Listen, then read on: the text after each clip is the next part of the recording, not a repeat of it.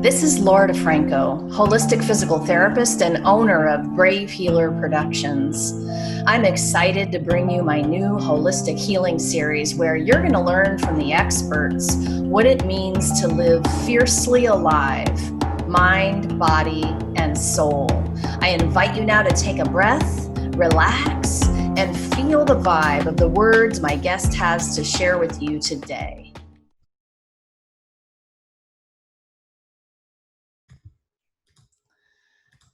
Hey everybody, welcome. I'm Laura DeFranco and I'm excited to be having a conversation with Shelly Astroff, author of the Knower curriculum today. You guys, let me tell you about this incredible guest of mine. Shelly Astroff is an author, a doctor of meditation, master of education, and peace pioneer. You don't know how much that makes me smile, Shelly, reading this part of your bio. That's a little bit of an inside joke, you guys, but Shelly is amazing and she's finally stepping into it with this bio. I love every second of it. With 4 decades in association with a meditation master in the Himalayas of India, she offers a unique perspective on meditation. She'll help you get grounded in self-awareness and connect with your inner guidance. And you guys are going to find her down in the show notes, all linked up at the it's just Knower.ca. So you can correct me, Shelly, if I really got that wrong again. Absolutely right. Knower.ca. Welcome. Thank you so much for being here. Thank you. Thank you so much. It's absolutely wonderful to be here. And I think this is a wonderful platform for people to share the knowledge that they have. And you're creating an absolute wonderful platform for that to happen for all of those who have participated in, especially in your book, The Ultimate Guide to Self-Healing Techniques. So I want to thank you so much for that as well, because it gave me the opportunity to really take a look at meditation. I did the chapter on simple meditation and speak about it in a way more for the adult reader as well as presenting it for children. Because my book, The Knower Curriculum, it takes parents and teachers through guiding them into a process of teaching children yoga and meditation through very insightful stories so the children can develop their minds and their bodies and their spirit. But when you offered that challenge to me to write simple meditation, I realized how much I had to talk about the knower for us to understand it. And one of the most important things about understanding the knower is actually understanding the difference between the knower and the mind, because it's a very simple process, but it's kind of like one of those pictures that you'd see and you kind of have to relax your eyes to see the other picture in it. Well, this is kind of like that. If you think about a camera, and the camera can take a picture. You focus and you take a picture and it develops it, but the camera cannot know what's beyond itself. The camera can't know the photographer. It cannot know the one who's taking the picture. So the mind is like the camera, because wherever you focus, that's what you see. And every mind will see through its own filter. So the thing about the mind is it's always changing. But the knower is the one that watches all the changes that go on in your life. So if you think about like when you were a baby, and your mother would have shown you pictures, and that baby grew and became a toddler, and then went to elementary school and then high school, and you grew into an adult and you started a family, and we just aged. Now at this stage, when you look at a picture of yourself, you know that that was you at 5 and that was you at 10. But there's nothing about you that's the same. Your mind is different. That's changed. Your body has changed. There's nothing that's the same. All of that has changed. But what hasn't changed throughout is the one who knows that that's you throughout. So the knower is that one where you can focus your mind, so you can develop your mind so that it's very, very sharp and clear. But it will always change. So when you look inside, that's who you really are. Because when you go to sleep, the mind isn't there, but the knower is still there. You're still alive, and then you're dreaming, and then you wake up. And the knower state of consciousness is that is always there throughout all the states of consciousness. So its nature is intelligence, it is bliss, it's delight. And as you begin to meet that knower in meditation, it develops the mind or bathes the mind in its own sense of delight, in its own sense of intelligence. And you carry that into your day-to-day life. So it's not just taking the time in meditation, it's actually observing. And from that point of observer or knower, that's how you expand and focus your mind and your energy. Okay, listen, you just put your master teacher hat on there for several minutes, and you dove us right into having an understanding about this knower.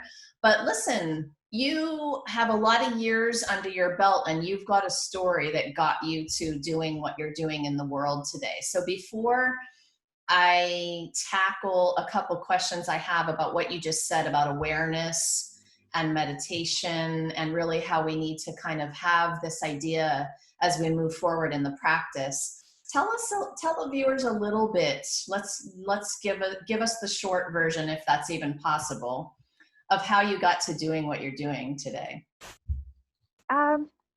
Well, I was really introduced to meditation through my husband, who I was teaching grade 2, and he was doing his MBA.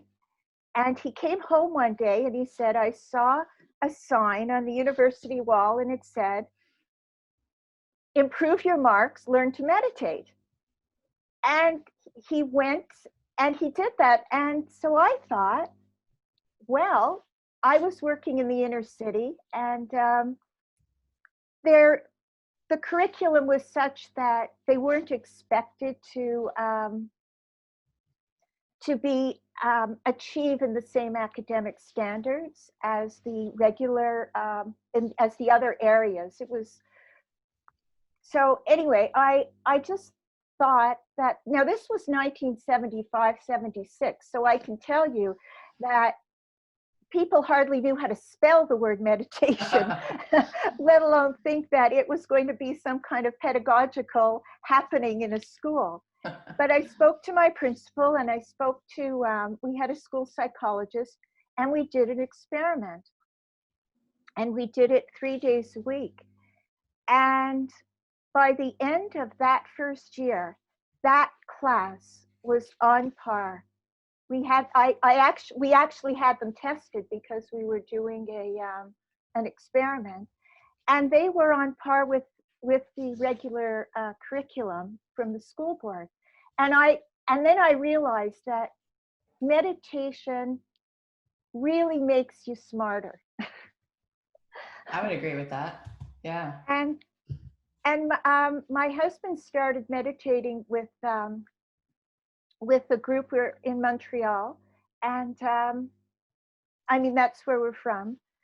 And I remember I walked into the room, and I was very taken aback by seeing this photograph of a meditation master. And I was a few months pregnant, and I remember I stood there and I looked at the picture, and everything inside of me just said, this is home. Like everything went quiet, and I had that sense in me that I had felt sort of smatterings throughout my life, where I felt that sense that this is where I'm meant to be. This is who I am, and this is my life. And it was so powerful that I'm still here today doing it. Well, and you've been doing it for a minute, haven't you? You guys, I think when I got introduced to the M word, is how I call it, because you got to be careful. You know, people are scared of meditation. They're scared of the M word. They think that it means something particular in terms of the how and the rules. And when I got introduced to it, somebody passed me a book. Actually, it was my sister, I think. And she's like, here, you need to read this. It's going to change the way you think about it. And that was True Meditation by Adyashanti. And he talked about how it's really every day, every moment of every day is an opportunity to practice. And it doesn't mean you have to sit on a pillow for an hour quieting your mind. It just means that you have to take a moment when you're doing the dishes to actually sense body, mind, soul, whatever sensations and things, you know, being that observer. I think you call it the knower. I use lots of different kinds of words. Yeah. And so that really helped me understand that the practice could be very, very simple and easy if I would just, you know, take the breath, ground and center myself in watching, in observing. And I think that's, yeah, it's how you're teaching it too. So what would you say to somebody who's never done this, like a super beginner, even below 101 level, and they're scared of it, they think they can't do it, all that good stuff? What would be one important thing for them to understand about this? The first thing for me that I always like to portray is that meditation is your happiest place. It's your safest place, because in meditation, nobody can lay a trip on you. Nobody can bully you. You are completely, utterly safe, and you can recharge everything about yourself in those moments. And you're right, you don't have to meditate for long periods of time. It's that sense of focus. And what I find, you can call it the observer, you can call it the knower. In Sanskrit, there are so many terms for it.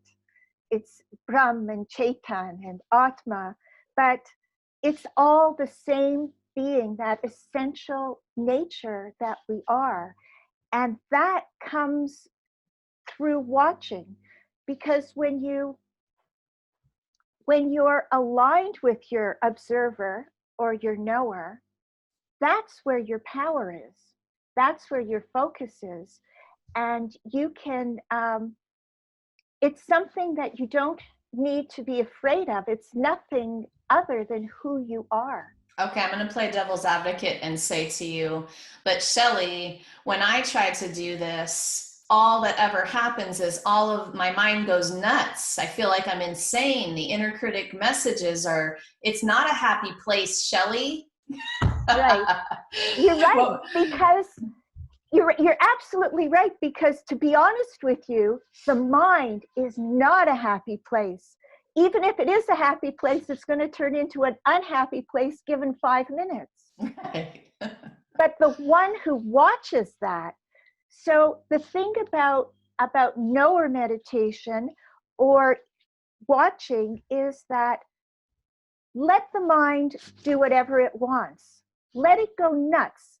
Let it have its day. A ball can only roll down until the bottom, and then it stops. So just let it do its thing and don't interrupt it. Just watch the storm clouds in the sky, but know that you're the sky watching, and it will settle down. When people get stuck, yes, go on. Yeah, I want to go slower here because this is so important.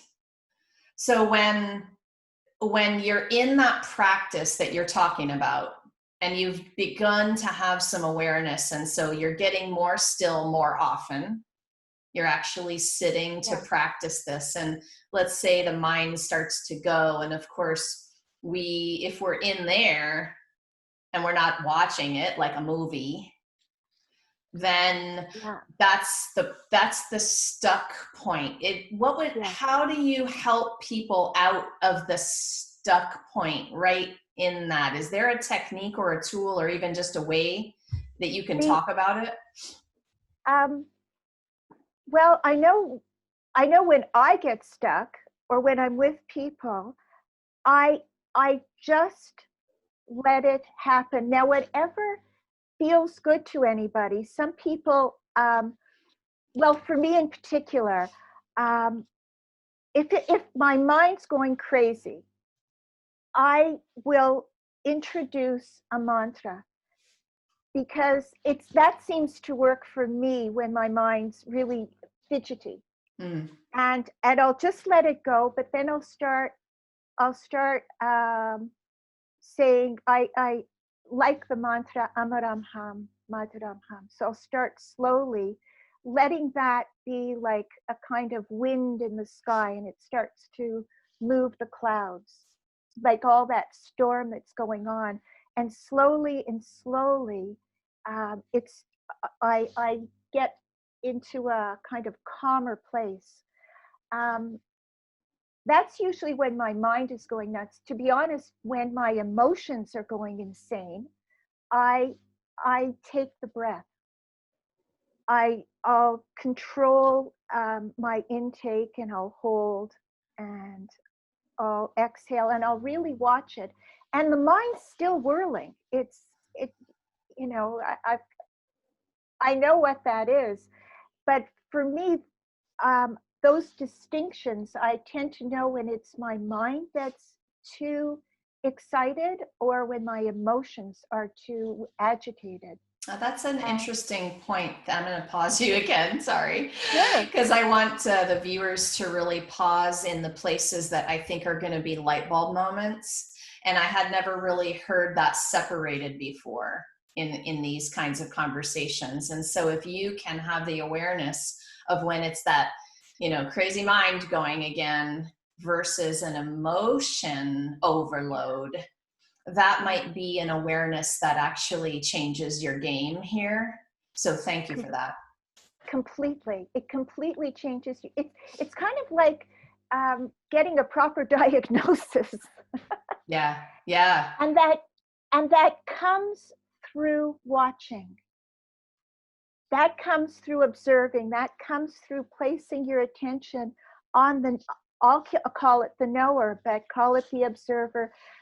Call it George if you like. It really makes no difference, because the point is to come to trust and get acquainted with your real inner being. And that will guide you through every situation, because it's actually you, because it's there and it's giving the energy to the mind. And the mind is like, having a tantrum. Yeah. And, it doesn't matter how many years I've meditated. I'll be honest, my mind, when it has a tantrum, it's mega. Well, how incredible that you are, part of your mission is to help parents with their children in terms of teaching these tools and concepts. I Oh my gosh, you guys, are you just all kind of nodding your head at, wow, what if we were taught this at a very young age, right? We would be masters at understanding the knower in ourselves, and that life would probably feel a lot different. And I know it has for me since I've begun this kind of practice. So thank you, Shelley, for having that mission. And you're changing this whole next generation of kids, which of course is changing the world. That even one person, right? We know this, we hear this a lot. So tell us a little bit more about that program that you are doing. Well, I developed a program for teaching meditation to children, but it's not just meditation. It's a holistic approach that takes the entire child into consideration. So just one thing about the knower in children, I always found that the parents and teachers, it takes them a little more time to cipher it out. And when they get it, they get it. Children get it very quickly, but they forget it very quickly. Mm. So there is a little bit of a different way of doing it. So with the children, I have different stories that will bring out things that people would want to talk about, but maybe like, how do you talk about being criticized? Who has trouble being criticized? So there's a story that deals with that. There's a story that deals with friendship and how, somebody always lays a trip on you, and then how do you take care of yourself? And a story about if you sat under a special magical tree and your mind had all these wishes, if you weren't careful, your thoughts could eat you up. And I think, yeah, you briefly mentioned bullying too. I know you have some pieces about that topic, really important. Yes.